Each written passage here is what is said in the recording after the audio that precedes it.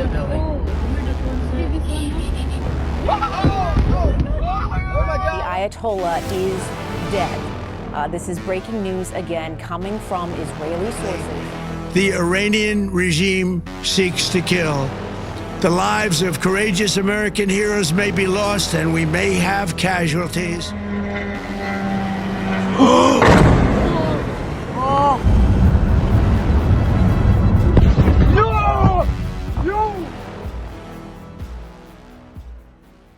All right, hey everybody, this is the first video I'm posting since our attack on Iran, so I'm going to lay out where I think we are, why we are interfering in another Middle Eastern country, the costs we've paid for it in American lives, and what the plan moving forward is, if there is a plan at all. But first, I want to make it well known and be clear that I support our military 100%.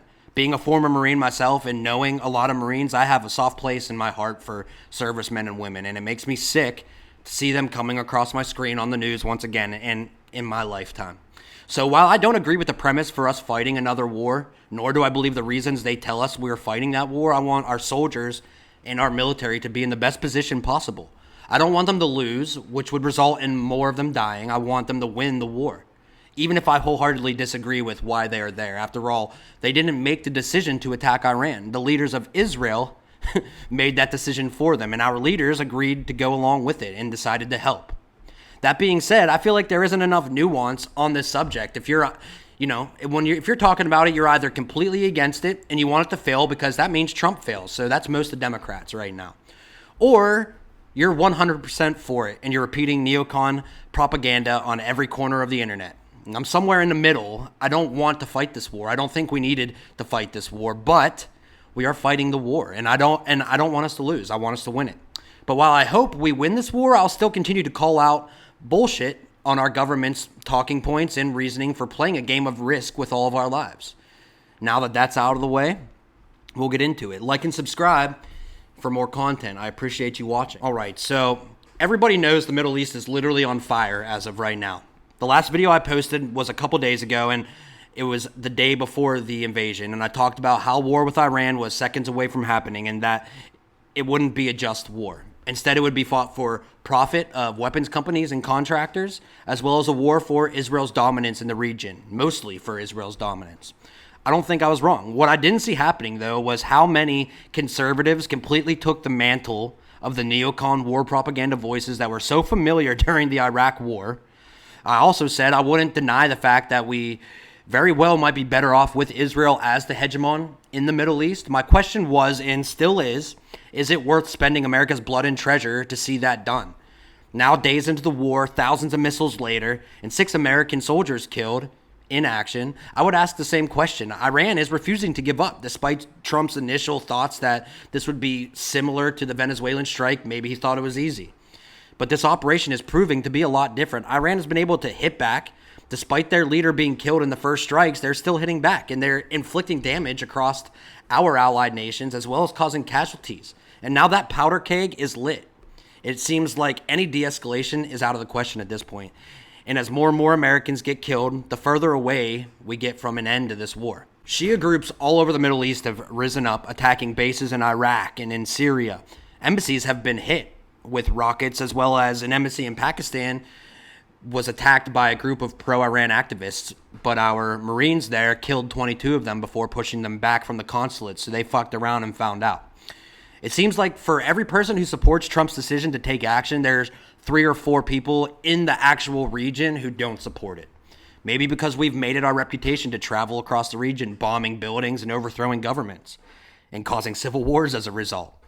Just as the American people are tired of regime change wars, so are the people of the countries that these wars happen in, obviously. It's their families who are paying the price.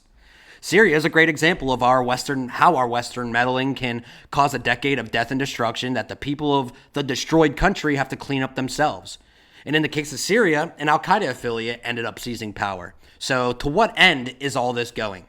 Well, in Syria, that's yet to be seen, but we are told by the Trump administration that Iran is all worth it. According to them, we've been at war with Iran for 45 years, so, and I quote, "We are not starting the war, we are finishing it," whatever that means. They're also telling us that Iran was going to attack us anyways, so we had to. But we'll never know because we conducted our strike before they could. So we're being asked to take the White House's word for all of it.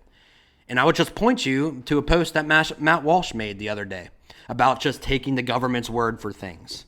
He said, I quote, "If you're a proponent of this war, so be it.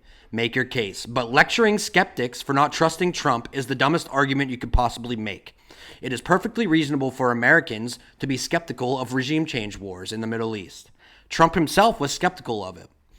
The idea that we are obligated to just assume it's good because Trump decided to do it is asinine, not to mention un-American." So what happens if Iran doesn't give up after weeks of bombing? What happens if the people don't rise up and take back their government from the dictatorial regime that they were?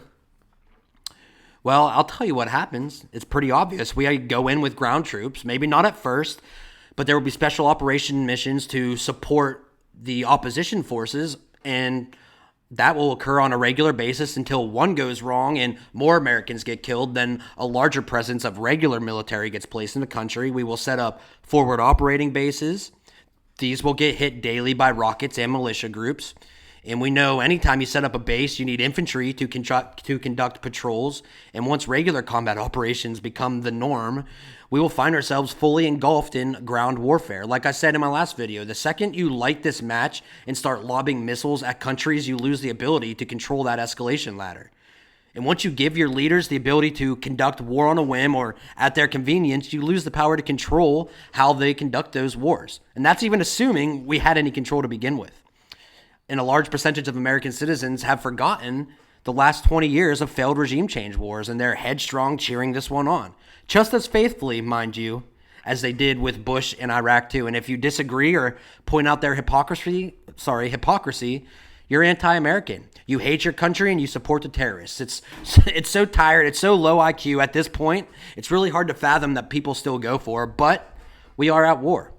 And now that we're at war, we need to be successful. I want the least amount of American lives to be lost. So while I disagree with the premise of this war, like I said, I want our troops to win. Not just win, I want them to kick ass because I love my country. Now, if you're hoping to see Americans die or get blown up, then yeah, I would say that's pretty anti-American. But to want a stupid war to come to an end is far from un-American. In fact, wanting to preserve American lives has to be the most American thing to want. Especially if American lives are being wasted on someone else's war. And this is somebody else's war. This is a war for Israel. There's no denying it. We all know. Netanyahu came to the White House 7 times in the past year. And in his last visit was a week before this attack was conducted. And if you think Iran is the last stop, and once this is done, there will be peace in the Middle East just like that, think again. Turkish threat is emerging. I want to be very clear. Turkey and Qatar have gained influence in Syria, are seeking influence elsewhere and everywhere throughout the region. And from here, I warn, Turkey is the new Iran.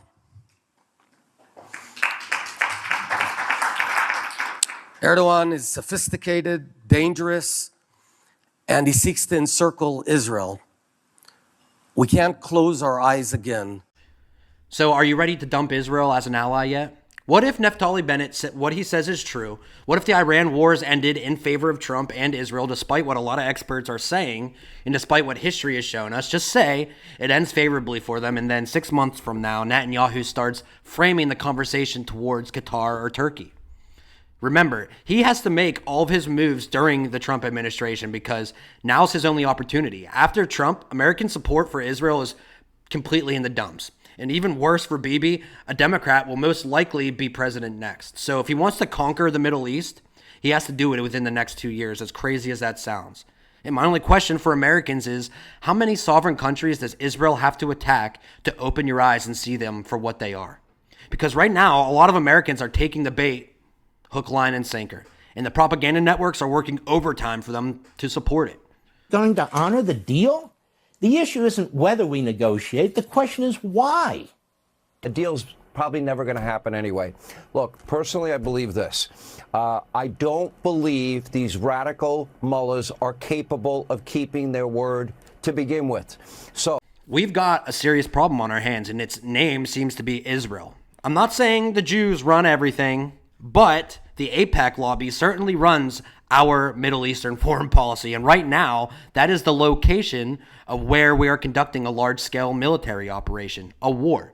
So it should be of great concern to Americans who believe in our national sovereignty or the people's control over their government and their military.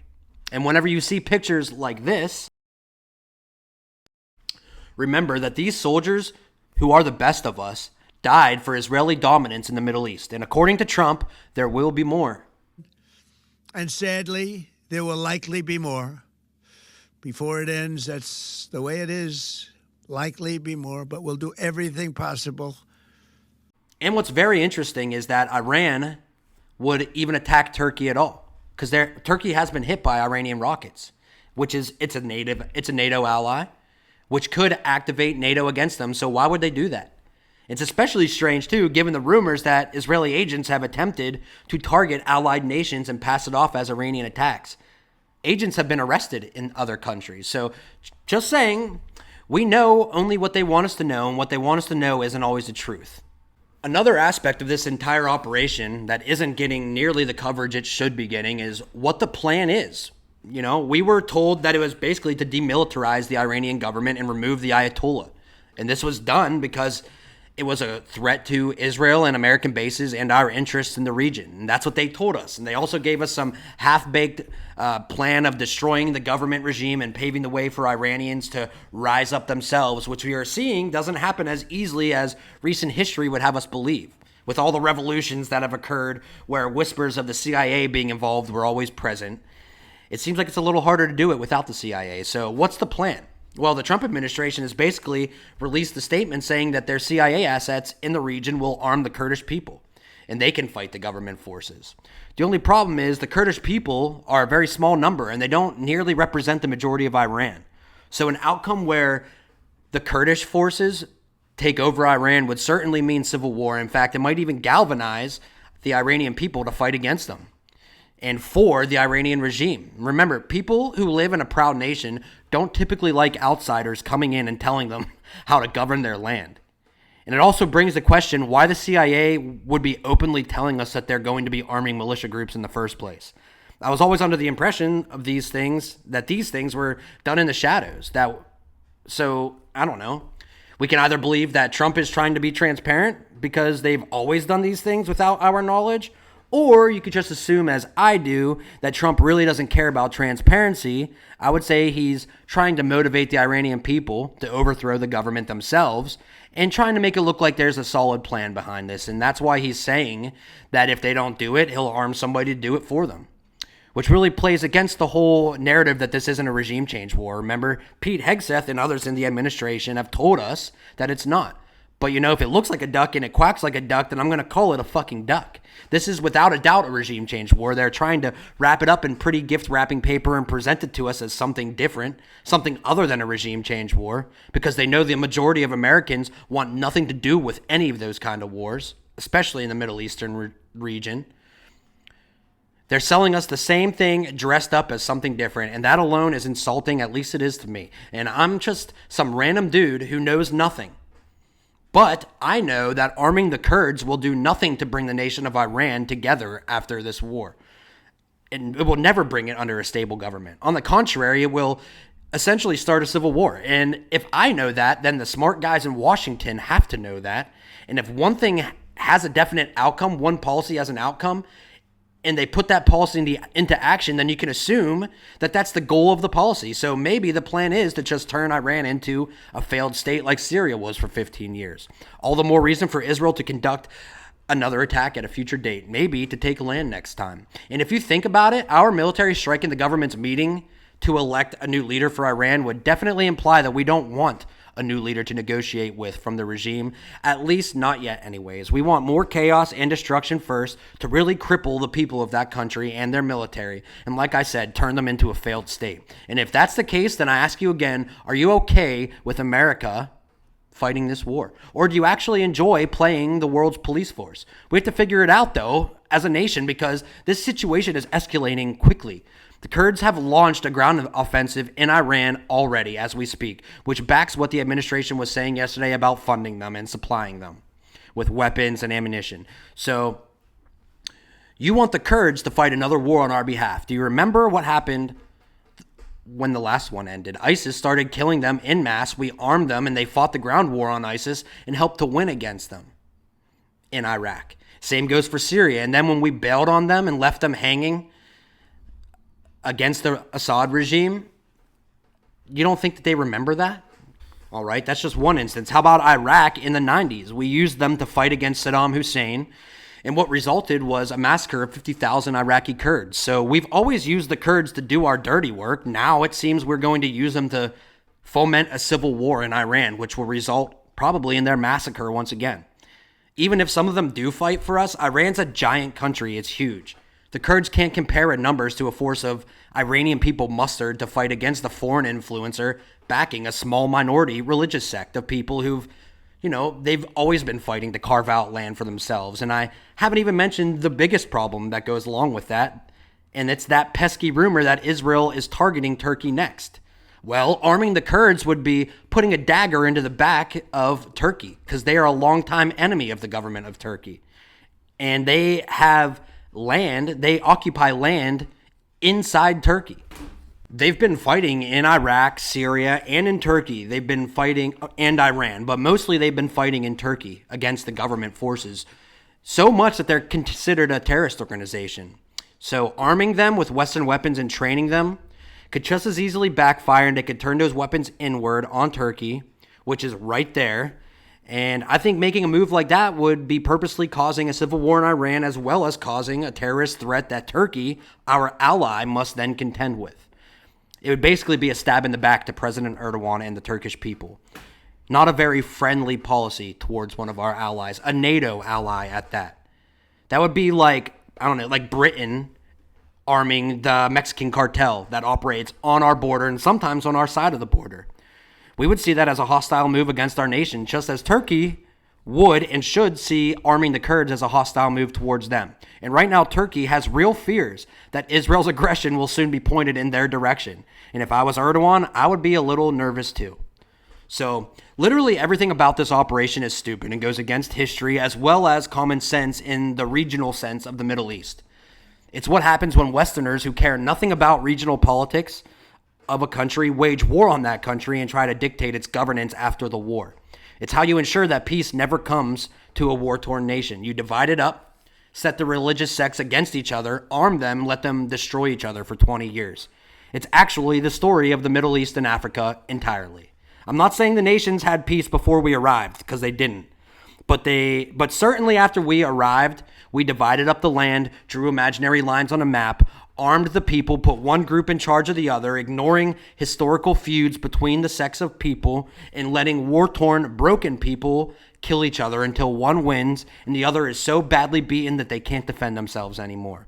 This would be the same outcome, except with the hope that whoever wins will let Israel dictate their future and their foreign policy. And if not, they're weak enough that Israel can come back and finish them off and try again with another group of people. It's the never-ending cycle of meddling in foreign affairs, the very thing we Americans voted to end, or for America to stop participating in at least, and we were promised that our demands would be heard. We thought we were getting that in the last election, but we were lied to and deceived. And now we get another 10 years of sending money and our children's lives to a cause that is as disgusting and evil as anything the Ayatollah was doing before we blew him up. And conservatives are falling for it. And honestly, the last thing I want is for America to lose or hundreds of soldiers get killed. That's not what I want. And Trump and Hegseth and the rest of them say that they also care about the same thing, but this reckless policy really tells me otherwise. I want our military to win. I want the best outcome for this situation that we can get. I hope I'm proved wrong, but I'm just going off of my lived history and what I know about Middle Eastern regime change wars. I joined the Marines with a desire to go to the Middle East and experience it all. I love our military with a freaking passion. I would die for those people. I keep in touch with some of them still to this day. I love them. And it's people like that, those guys, that I think about when our country sends other young men to those wars. Wars that I'm not even sure are in our interest. So let's hope and pray that we are getting some sort of good outcome from all of this. And I'll be watching and I'll keep you updated as usual. So thank you for watching, everybody. Please like and subscribe for more content. Oh, and before we go, I want to take a second to pay tribute to the 6 American soldiers that have been killed and those that have been wounded.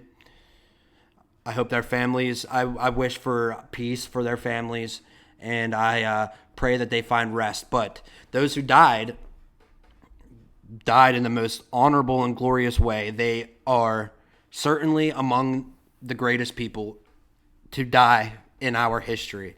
Anybody who dies in service of their nation belongs up on the wall with the people who held the ground at Gettysburg, at Little Round Top, the people who stormed the beaches of Normandy, the people who avenged us after 9/11, all of them. The Vietnam, Korea, they're among those people now. So we should remember them and not take lightly their sacrifice. So that's all I got, everybody. Thank you very much. Have a good day.